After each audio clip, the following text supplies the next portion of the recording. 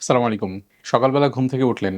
উঠেই শুরু হলো হাঁচি। মোটামুটি ১৫-২০টা হাঁচি একসাথে চলে আসলো। তারপরে শুরু হলো নাক বন্ধ, নাক দিয়ে পানি পড়ছে। এই সমস্যাটা আসলে খুব কমন একটা সমস্যা। মোটামুটি দেখা যায় এক বাসায় যদি ৮-১০ জন থাকে, তার মধ্যে ১-২ জনের এরকম প্রবলেম থাকে।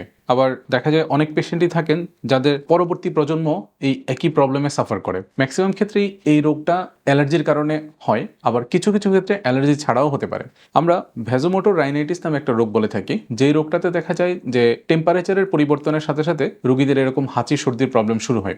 আর সকালবেলা ঘুম থেকে উঠে যাদের এই প্রবলেমটা হয় তাদের ক্ষেত্রে অনেকটা সময়ই তাদের বাসার যে কাপড় চোপড় থাকে, বিছানার চাদর কিংবা বালিশের কাভার, সেগুলোর উপরে যে ফাঁকা ফাঁকা স্পেসগুলো থাকে, এখানে ছোট ছোট পোকামাকড় থাকে, এগুলোতে মানুষের অ্যালার্জি থাকে, মাইটে অ্যালার্জি থাকে। তো এই অ্যালার্জির কারণে এই ধরনের হাঁচি সর্দির প্রবলেমটা শুরু হয়। এসব ক্ষেত্রে সাধারণত ঔষধ খেয়েই ভালো থাকতে হয়। আপনি যে মেজার্সগুলো নিতে পারেন সেটা হচ্ছে বাসার যে কাপড় চোপড়গুলো আছে সেটা অন্ততপক্ষে, কাপড় চোপড় বলতে আমি বিছানার চাদর কিংবা বালিশের কাভার স্পেশালি এই জিনিসগুলোকে বোঝাচ্ছি। এগুলো আপনি সপ্তাহে অন্ততপক্ষে একদিন খুব ভালোভাবে স্যাভলন দিয়ে ভালোভাবে ওয়াশ করে নেবেন।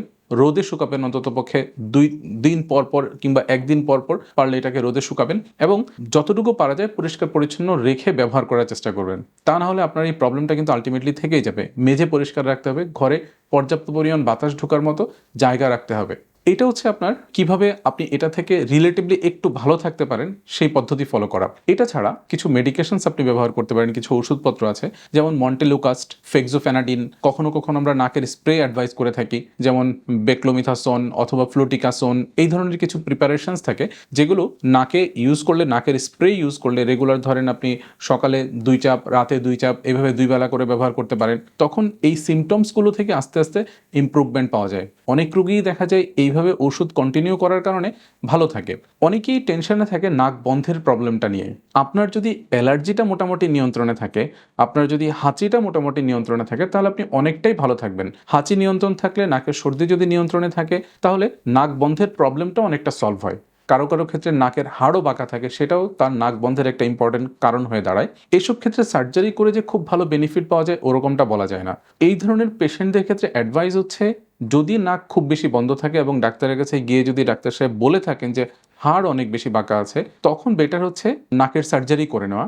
সার্জারি করলে যেটা ইমপ্রুভমেন্ট পাওয়া যায় সেটা হচ্ছে হাড়টা কারেকশন হয়, স্পেসটা তৈরি হয়, যাতে করে আপনি পরবর্তীতে শ্বাস নেওয়ার রাস্তাটা আপনার তৈরি হবে। আপনাকে যে ঔষধগুলো প্রেসক্রাইব করা হবে, স্পেশালি নাকের স্প্রে, সেই ঔষধগুলো পর্যাপ্ত পরিমাণে যদি নাকের চারপাশে ছড়ায় তাহলে সেটাতে ইমপ্রুভমেন্ট এক্সপেক্ট করা যায়। কিন্তু যদি আপনার নাকে স্পেসই না থাকে, স্প্রে আপনি দিচ্ছেন কিন্তু সেটা জায়গা মতো পৌঁছাচ্ছে না, তাহলে আপনার দেখা যাবে লক্ষণে তেমন ইমপ্রুভমেন্ট আসবে না। যদি হাড় খুব বেশি বাঁকা থাকে তখন আপনি সার্জারি করবেন, কিন্তু সার্জারির পরেও আপনাকে অবশ্যই মেডিসিন কন্টিনিউ করতে হবে। এইরকম চিন্তাভাবনা মাথায় রেখেই আপনাকে কাজ করতে হবে। ম্যাক্সিমাম রোগী দেখা যায় শুধু ঔষধে ভালো থাকতে চায়, কিন্তু তার এরকম হাড় বাঁকা থাকার জন্য নাক বন্ধের সিমটমটা খুব বেশি ইমপ্রুভ করে না। সো বেটার হচ্ছে সার্জারি এবং প্রয়োজনে মেডিসিন কন্টিনিউ করা। ধন্যবাদ। আসসালামু আলাইকুম।